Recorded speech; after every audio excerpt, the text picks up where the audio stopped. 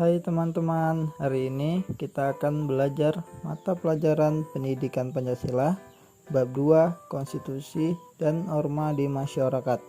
Materi pembelajaran, hak dan kewajiban anak di lingkungan rumah dan sekolah.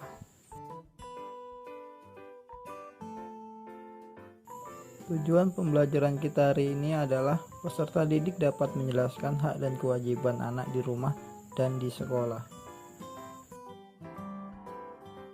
Kira-kira apa itu hak dan kewajiban?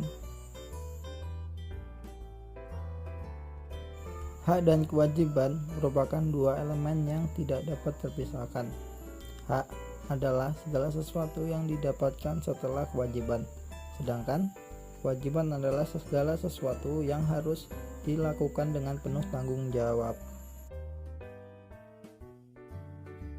Sejak lahir, anak-anak sudah memiliki hak dan kewajiban loh.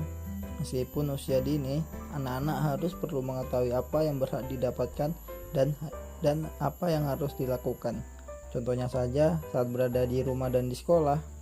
Hal ini bertujuan untuk melatih kedisiplinan dan memahami arti dari tanggung jawab yang telah diberikan. Sekarang kita akan mengetahui beberapa contoh dari hak anak di rumah. Apa saja sih contoh hak anak di rumah?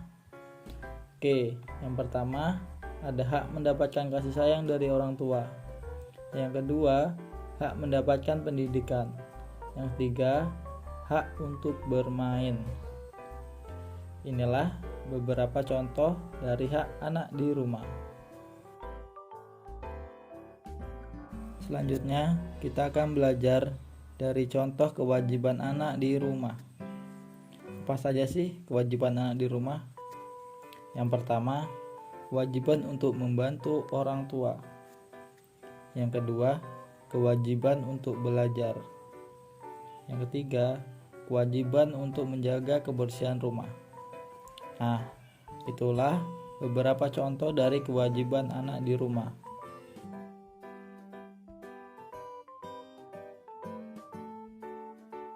Baiklah anak-anak semua, selanjutnya kita akan belajar tentang contoh hak anak di sekolah. Apa saja sih contoh hak anak di sekolah? Yang pertama, mendapatkan kasih sayang dari guru. Yang kedua, mendapatkan materi pelajaran dari guru. Yang ketiga, mendapatkan perlindungan. Nah, itulah beberapa contoh dari hak anak di sekolah. Selanjutnya, kita akan belajar contoh kewajiban anak di sekolah. Nah, anak-anak, ada yang tahu contoh dari kewajiban anak di sekolah?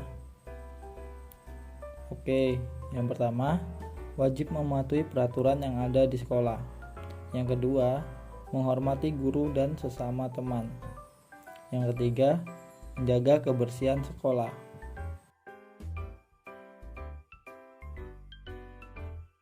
Untuk anak-anak semuanya, tadi kita telah belajar hak dan kewajiban anak di rumah dan di sekolah. Jadi, dapat kita simpulkan bahwa hak dan kewajiban itu harus dilaksanakan dengan seimbang. Jika seseorang menginginkan haknya terpenuhi, maka dia harus mengerjakan kewajiban terlebih dahulu.